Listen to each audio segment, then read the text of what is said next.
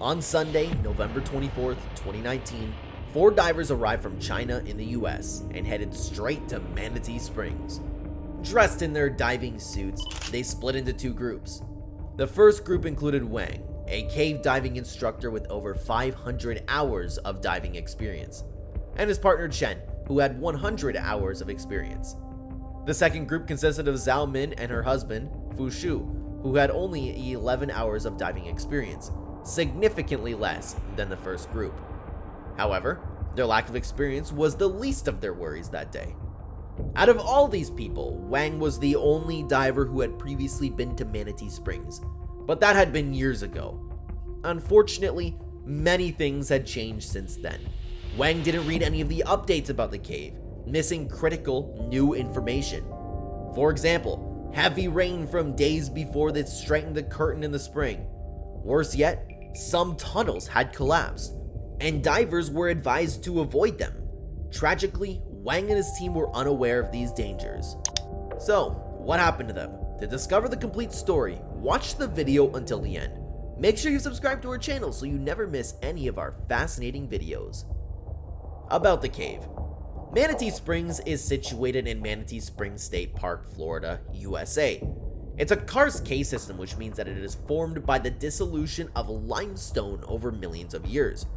Rainwater sweeps through the ground, dissolving the rock and creating complex passages. Now, the cave's main entrance is the head spring, where crystal clear water gushes forth from an underground aquifer.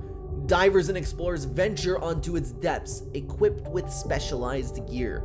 The cave system extends over a whopping 20,000 feet, making it a significant underwater maze. Journey into the cave. When this group of divers planned their exploration, they had only 2 options for the entrance. The Manatee Springs entrance, where bubbles on the surface signaled the powerful current beneath, or the Catfish Hotel dive site, which had a duckweed-covered top layer but clear fresh water underneath. The curtain at the Catfish Hotel was more manageable, so divers chose this entry point. From there, they can access tunnels leading to the main caves. Wang and Chen, the more experienced divers, were the first to enter the Catfish Hotel. They used rebreathers and dive propulsion vehicles to access the conditions. Moving against the current, they head towards Freedman's Sink, a cave within the Manatee Springs system. A few minutes later, they reported that visibility was poor but not unmanageable, so they continued diving deeper. 35 minutes later, they were 1,600 feet deep in the Freedman's Sink.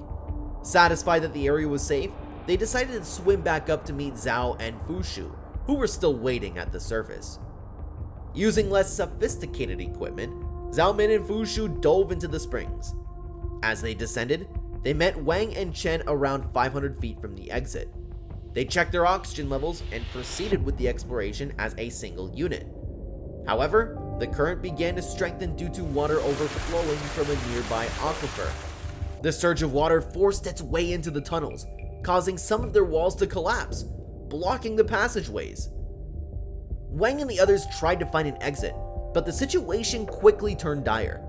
The exit they had seen moments ago was now completely black, obscured by debris from collapsing tunnels. Confused, they searched for an alternative exit, but the current was becoming more unbearable. The overflow was so strong that it not only blurred their paths, but also pushed them against their will. They managed to swim up the slope of the cave, but the current there was even stronger, making it a tough challenge for all of them. Wang was the first to suffer terribly from the overflow. As he swam upstream, the water pushed him against a hard wall. Stuck, he made several attempts to overcome the current, but this only worsened his situation. The powerful overflow broke his rebreather in half, causing him to choke. 𝗔𝗕𝗢𝗨𝗧 saw him struggling and alerted her husband. Together, they tried to swim towards Wang, but the current was too strong.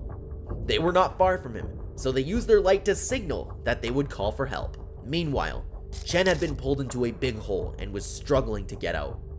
Wang, still choking, tried desperately to control his breath and leave his current position. Then, the current loosened up a bit, and he saw Chen. Wang swam where Chen was stuck, grabbed him, and tried to pull him out. Unfortunately, it was impossible. Wang had to let him go, and as soon as he did, the current started to flow in his favor. The gush of water pulled Wang to a shallow surface where he could bring his head out of her air. He was safe. The current, now moving upward, also propelled Chen and Fushu out of the cave. Unfortunately, as Zhao Min tried to join them outside, a sudden surge of water dragged her into a nearby cavern, plastering her against the wall. The current's grip was strong, and Zhao Min couldn't move despite her best efforts. With her companions outside the cave, she was now alone and scared. But she was a fighter. She made several attempts to pull herself out of the hole, growing weaker each time, but remained determined. However, every time she seemed to make progress, the rushing water pushed her further into the hole. One thing led to another, and the situation ended up being worse. The current started to push rocks and debris into the hole where she was caught. Her limbs were now trapped, and she could barely move. Even more concerning, her oxygen levels were depleting rapidly, and her panic accelerated the decrease. Fushu, seeing that his wife had not surfaced, ran to call for help at the park duty station. Chen, severely injured and unable to do much, lay on the platform outside the cave, waiting for first responders. Wang, on the other hand, couldn't wait. He knew Zhao Min was in serious trouble and, being the most experienced, he dove back into the springs. However, Wang couldn't make it through the surface as the violent stream pushed against any dive. After several attempts, he gave up and prayed that help would come sooner. 20 minutes later, an ambulance arrived, but no police or rescue teams were there yet. The ambulance took the injured Chen to the hospital where he would make a full recovery. As for Zhao Min, she was nowhere near getting out of her trap. The overflowing stream wasn't letting up, and her oxygen level continued to deplete. Struggling for her life, her air tank eventually emptied, with no air coming from anywhere. Her nostrils and mouth started to make an inhale and gulp in plentiful amounts of the cave water. The strong current ensured she didn't have a chance to fight back. Her hands were now completely trapped by rocks and debris that surrounded her. Her drowning was swift and painful. In a matter of minutes, she stopped struggling and went totally limp. Rescuing the lost explorer. Her husband was devastated on the surface, knowing that his wife would soon run out of air if help didn't arrive. An hour later, the rescue team finally got there. They dove into the cave immediately, but, like Wang, were held back by the strong current. Despite their best efforts, they couldn't get very far and had to exit the water before getting struck themselves. They made 2 more attempts, but failed each time, forced to call it a day in hopes the current would be better the next day. It was already late in the evening, and with Zhao not emerging on her own, everyone knew she was already gone, though they hoped for a miracle. On Monday, the underwater cave rescue mission team attempted the dive again. This time, they reached Zhao's lifeless body. Extracting her from the rocky hold was a huge challenge, requiring them to remove several bits of rock and debris before dragging her out. It was an awful way to die, being stuck, scared, and unsure if help would ever come. Despite their experience and preparation, nature's force proved overwhelming. Their story emphasizes the importance of caution, thorough preparation, and respect for the environment's power. For adventurers and explorers, the lesson is clear. Never underestimate the potential dangers of your environment. Always have an emergency plan, ensure communication is reliable, and never venture into the unknown territories without understanding the risks. Equipment should be checked precisely, and backup options should be in place. Let their story be a lesson to all who seek adventure. Safety and preparedness are vital. If you like the video, give it a thumbs up and don't forget to subscribe to our channel for more such content.